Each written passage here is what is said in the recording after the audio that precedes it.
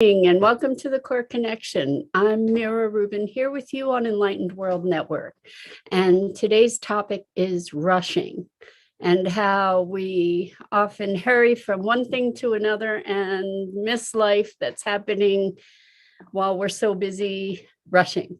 So let's take a look at that and how maybe we can find a way to smell the roses along the way and enjoy life a bit.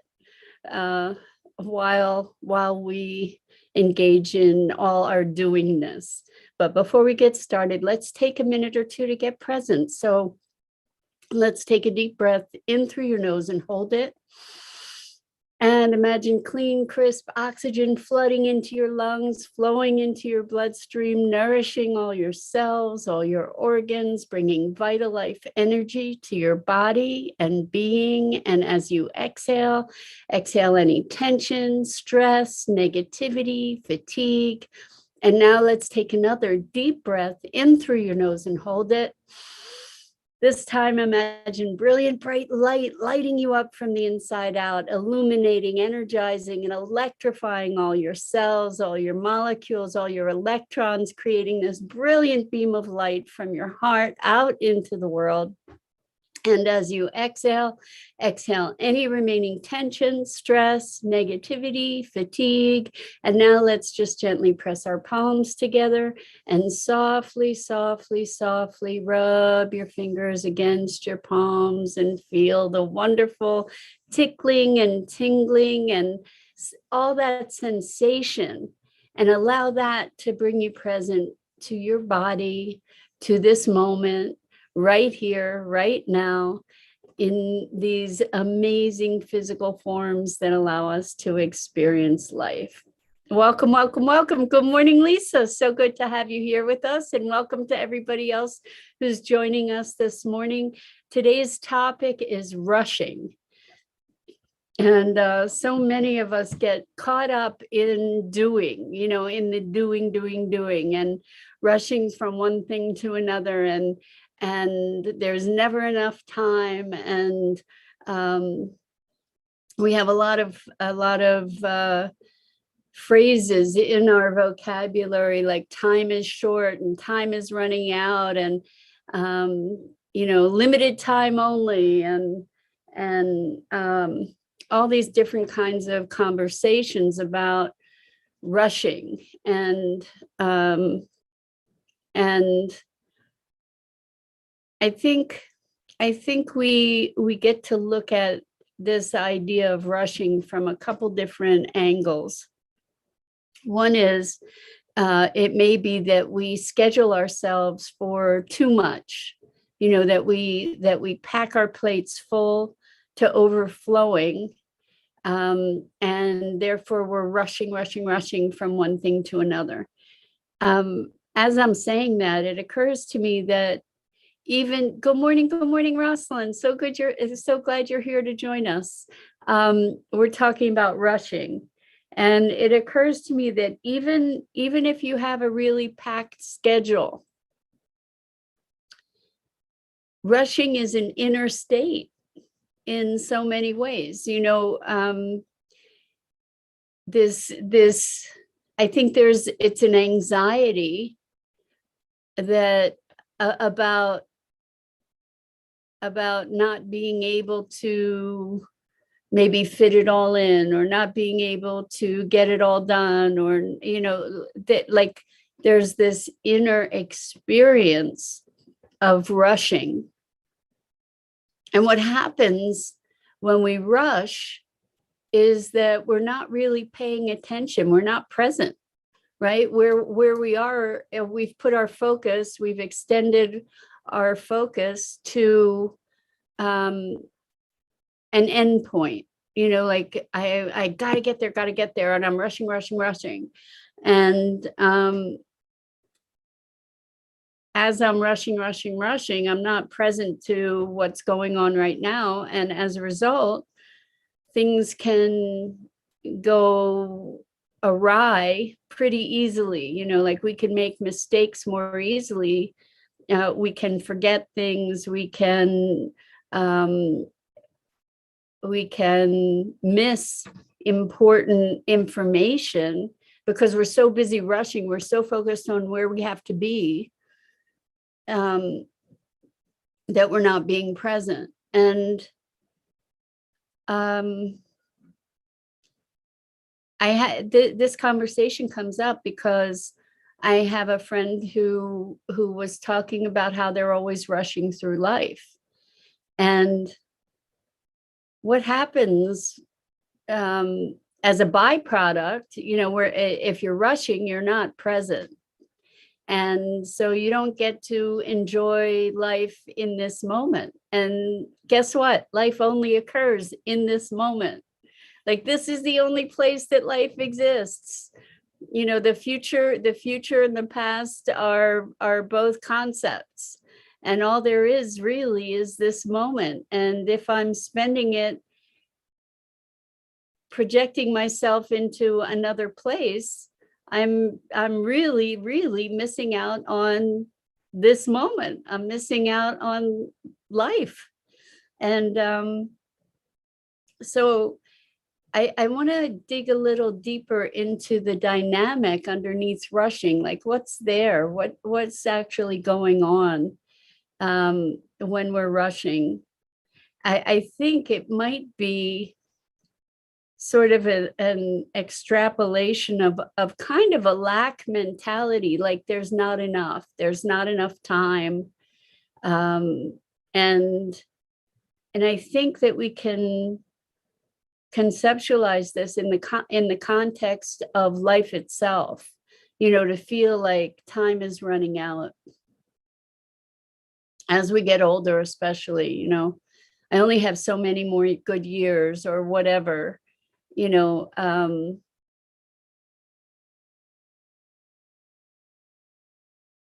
There's a place that we can come from that is, we have all the time in the world. Like, time isn't bounded. And I know that we can objectively argue against that notion because, we die.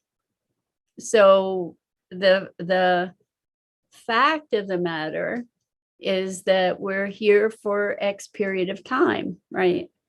And maybe we want to cram as much into that time as we possibly can. So we rush. And in that context, we really don't experience any of the stuff that we're cramming into all that time. And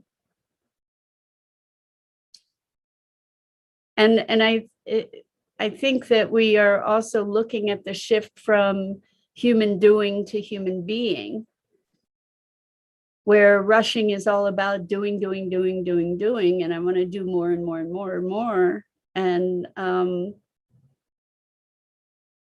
I think that we can source an expansive place of being that allows us to really deeply presence ourselves to the moments that we have.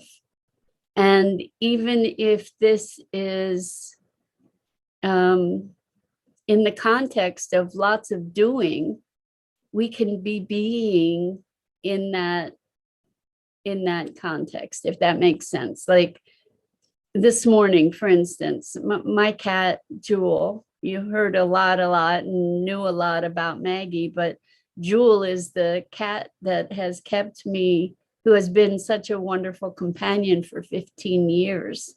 And she's the one that gave me permission to have Maggie in the first place. But so Jewel gets picky about eating periodically. And so I went out this morning before this to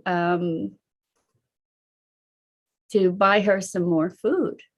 And I had a bounded window of time to do that. And I did it, and the timing was smooth and easy, and I had extra time. And I could have been rushing, And I'm thinking that if I had been in that mindset, it would have been because I would think there's not enough time, there's not enough time. So there's a scarcity mentality maybe behind the rushing. It's going to take the same amount of time, whether I get myself all hyped up to be rushing, or in fact, it could even end up taking more time if I'm rushing, because maybe I forget things, or I'm not all focused and present on what the task at hand is. And then you miss out on that block of living, right? Because you're being someplace else. So I'm wondering if rushing is a thing for you. And if so, what do you notice about it? Like what's the underlying dynamic that you're aware of? And how does it feel to be rushing? I think it feels to be on behind the eight ball, so to speak, because if you're always rushing, there's no satisfaction there. Besides the fact that there's no presence, there's no satisfaction. Maybe the satisfaction is actually in, we can't have satisfaction unless we're present, right? To be saying, to allow life to unfold, to allow ourselves to truly engage in what's here right now. What's available to us when we do that, when we allow ourselves to ease into the moment, instead of rushing. What would be the opposite? It would be a sense of a sense of ease and flow, right? A sense of ease and flow, to be flowing with the moment, to be allowing for the spaciousness of time. I've done some experiments with myself and around time, expanding time. So let's say you have a meeting and you have to be there in 10 minutes and it takes 12 minutes to get there. I don't know if you've ever experienced this phenomenon, but I have, where I got someplace in less time than it took to get there. So somehow expanded time to be able to move through time to meet that timed objective, that timed outcome. I'm wondering if any of you have ever had that kind of experience where it's like, I don't know how that happened. I got there on time, I left late, I hit traffic, and I still got there on time. And so that begs the question, what is time and who are we in moving through it? So in so many ways, time is a concept, right? And if it's a concept, how can you have too little of it? Or good morning, Elaine. Wonderful to have you here with us. So Elaine says, rushing around are ways that one distracts oneself from the one in the mirror.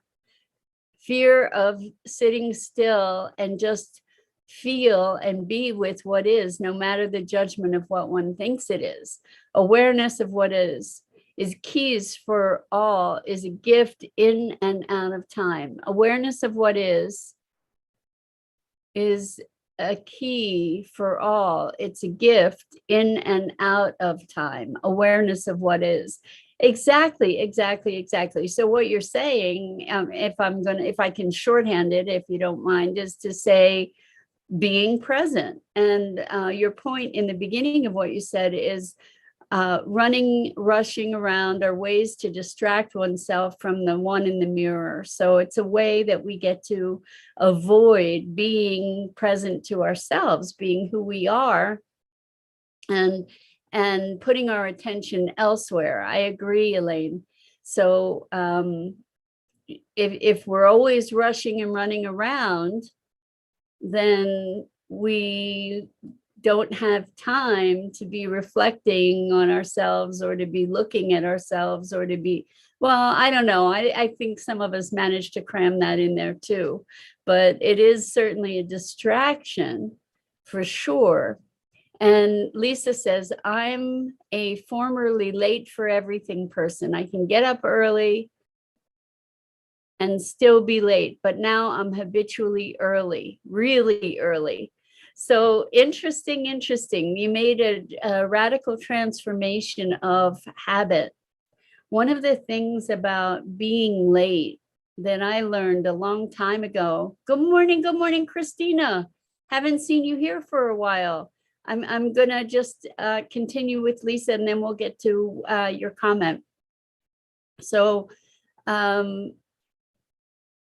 what I learned about being late is that it's hugely disrespectful to somebody else. You know, like if I'm making someone wait for me, I'm really being disrespectful of their time and their commitment, right? And for instance, if I'm meeting somebody and I'm late, there's a lack of respect for that other person's time and their gift of time to meet me, for instance, right? And so being on time is a show of respect, as far as I see it. You know, that realizing that I'm important enough to them that they're making time for me. And I think that sometimes when we're late, we don't have a perception that it makes any difference to anybody else. But when we get to recognize that we're important to somebody else enough to be meeting with them, that's a big deal. And I used to be so rigid about time. That was something that I learned through landmark education, actually, you know, is being on time. And not being on time is sort of a FU to the person that you're not there for. So I got really, really rigid and rigorous about it. Not that they were saying to be rigid about it. And then over the years, I've managed to be able to relax a bit around that. But punctuality matters. It's something that matters to me, and it's a value that I hold, and it's a way that I respect others. And I recognize that not everybody has the same values. So sometimes people will be late to getting together with me, you know, and I don't take it as an affront as I used to at a certain point in my evolution. So anyway, and I have to say, Lisa, to be habitually early, really early, like if I have an arrangement to meet somebody, have somebody over at 9 a.m. and they show up at 8:30, that's problematic for me because I might not be ready. You know, maybe I needed that extra time to do something. So, you know, it's one thing to be at the place early to make sure I'm there on time and then wait until the time to go in. But, you know, look at being really early. Is that also generated by fear of being late? So there's a balance, you know, to being early, being on time, being late. And if I'm going to be late, I typically will alert the person as soon as I'm aware that I'm going to be late, you know, so that there's out of respect for them. So just something to consider, Lisa. Lisa says, I drive around, I never show up at someone's house early. Okay, good. I love it. So you get there in time, you get there early just to make sure that you're going to be there on time. And that's beautiful. That's beautiful. So Christina says, I had a huge change recently with a rather traumatic break to a couple bones requiring screws and plates this Tuesday. Oh my gosh, Christina, I hope you're okay. I hope you're not in terrible, terrible pain. Wow. My reality has drastically changed and I cannot rush for a while. Quite an adjustment, but I'm up for the challenge. So, sometimes our bodies are our greatest teachers where they just make us stop. Getting sick, breaking bones. That's a big deal, Christina. So I wish you speedy healing and easy healing. I know that's a huge deal. And now you get to take your time. And that's another really important phrase for us to recognize. Take your time. Like allow yourself to receive the time that you need to be able to move through commitments, obligations, responsibilities, all of that. Lisa says, I get that now about being disrespectful to the other person, and that you matter, that you actually matter. My mom would tell me a time an hour early to get me on time. That's so funny, Lisa. I have people that I have worked like that with as well in my life. So Christina replied to Lisa saying, we do that with some in our lives. Yes. As I was saying, I too have people, I'll tell them earlier so that they get there on time. And Rosalind says, waiting is the opposite of rushing. I don't think time may be perception. Rosalind, I agree with you 1,000% that time is perception, but I don't think waiting is the opposite of rushing. I think presence is probably the opposite of rushing. Waiting something else. Waiting's a whole other thing. I think we've talked about that a bit. Lisa says, smell the roses, don't trample them. I love it. Oh, that's so good, Lisa. Smell the roses, don't trample them. When we rush, we end up trampling the roses, I think. Elaine says, facing who you're not, come into love unconditionally with the one in the mirror as one remembers the one true self. If the soul came to remember through this life expression, as life experiences itself, and to achieve the chosen life experiences, all unfolding perfectly in this beautiful awakening. Elaine, I love where you're coming from, and sometimes it's really hard to follow your words as they're written. But I think you're going back to loving oneself unconditionally and being present, and that allows us to allow life to unfold with greater ease. I'm not sure if that's exactly what you mean, but I'm hoping I captured the essence of that. Christina says, yes, taking time and prioritizing my healing, it literally could make the difference in how I can walk, run, and hike. Exactly. So, the idea of pushing the river, there's no win in pushing the river. The river is going to flow the way the river flows. And when we push the river, what are we doing? We're creating resistance. We're creating resistance. What else can I say? As we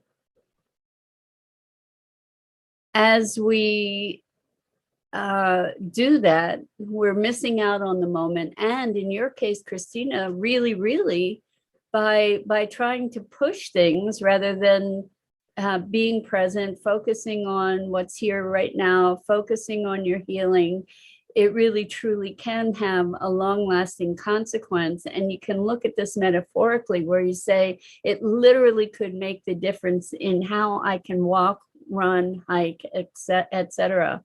And it does make the difference. Whether we have healing to do or not, it totally, good morning, Dennis. So good to have you joining us. It really could deeply, or it does, make the difference in how we walk, how we run, how we hike in the world, if we're rushing versus if we're present. An entirely different experience when we're experiencing life rather than trying to rush through it. Yes, Rosalind, rushing versus presence, 100%. 100%. So when we're rushing, by default, we're not present. Elaine says, be the rose. I love it. I love it, love it, love it. That's brilliant, Elaine. Thank you. So rather than smelling the roses or trampling the roses, be the rose. Exactly. So very, very artfully spoken. Thank you. So yeah, rushing doesn't serve us. And as we hurry, we become less cognizant of what's around us, which makes us more prone to mistakes and more prone to overlook things that need our attention. And there is a way to be in flow and get more accomplished than we can possibly get accomplished when we're rushing, which is a really interesting dynamic, where we really truly do have the ability to expand time and to, because time is a construct. So we can expand the space in a single moment. We've all heard about people who have near-death experiences where they're dead for a minute or less or longer, and the experience of time in this other dimension, in this other phase, in this other space, is expanded into hundreds of years or eons or multiple lifetimes. And then when they return, just a few minutes have passed, if that.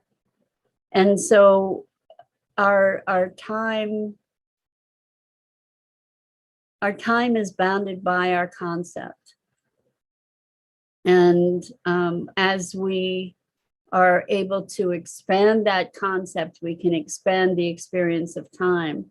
And so when people say, I'm getting older and there's only so much time left in my life, and I want to do something that makes a difference, that's not bounded by time, in truth. Lisa says, I have to work at noon today. I keep looking at the clock to figure out how much longer I can stay in my jammies, LOL. Not thinking about rushing at all, LOL. There you go, Lisa. It's, this rushing thing can be very much very intricately woven into the fabric of our lives without our awareness even. It's one of these things that goes unnoticed. And I think it's a really good opportunity to look at how rushing shows up in our lives. Like the more, I don't know about you, but sometimes I've seen the more I hurry, the slower things go, the more obstacles get created. And why would that be? Because hurrying is resistance. Rushing is thinking, I don't have enough time. I don't have enough time. I don't have enough time. So the universe feeds back, okay, you don't have enough time. We're going to make it worse. We're going to make it complicated. We're going to give you traffic jams. We're going to give you complications because you're setting up all this resistance and sending out into the world, rather than I have everything in perfect timing. I have all the time I need. And Elaine says, I will send you a picture of a rose in my yard. It expresses beyond words if you want. I would love that. I would love that. And, Elaine, as you're speaking about that, it reminds me of the story of the little prince and the rose. that it plays a pivotal part in as one of the characters in that book. If you haven't read The Little Prince by I forget the first name, but Saint Exupéry is French. Anyway, forgive me my French, my torturing French expression accent.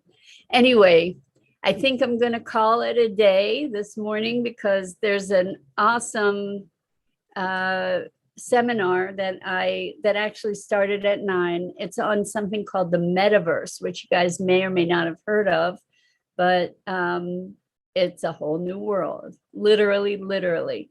Anyway, I'm going to go check that out. And I just want to say thank you for being here, for considering these morning musings, for expanding your willingness to think about things in different ways.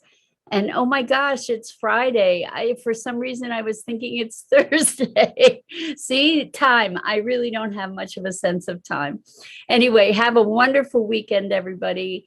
I'm Mira Rubin. This is the Core Connection, and I go live here each weekday morning at 9 a.m. Eastern on the Enlightened World Network Facebook page. And please check out the other awesome programming on Enlightened World Network, the wonderful community.